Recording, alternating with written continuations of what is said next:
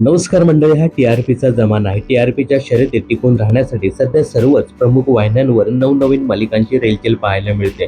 काही दिवसापूर्वी झी मराठीने त्यांच्या आगामी 2 मालिकांची घोषणा केली होती. यामध्ये दीपज्योती आणि सनई चौघुडे या मालिकांचा समावेश होता.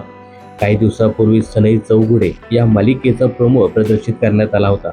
यामधून या मालिकेच्या प्रसारणाची तारीख आणि कलाकारांची ओळख पटली होती. अखेर ही मालिका काल 16 मार्च रोजी प्रदर्शित झाली.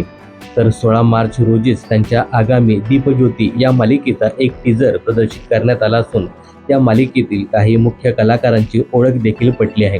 तर या मालिकेत मुख्य नायिकेच्या भूमिकेत शिवा मालिकेतून प्रसिद्धीझोतात आलेली अभिनेत्री पूर्वा कौशिक दिसणार आहे.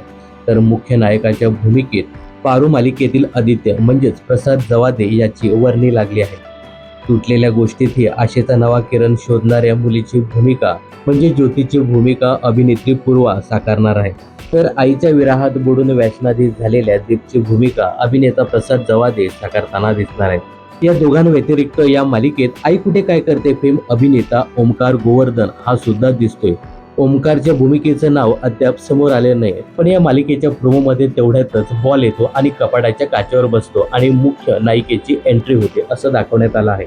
तर झी मराठीने दीपज्योती या मालिकेचा प्रोमो शेअर करत तुटलेल्या मनाला जोडू शकेल का तिची ज्योत प्रेमाची असं कॅप्शन देत हा प्रोमो शेअर केला आहे. या तिघांव्यतिरिक्त आता या मालिकेत कोणकोणते कलाकार झळकतील आणि या मालिकेच्या प्रसारणाची वेळ आणि तारीख कधी जाहीर होईल हे पाहणं खूपच इंटरेस्टिंग ठरणार आहे.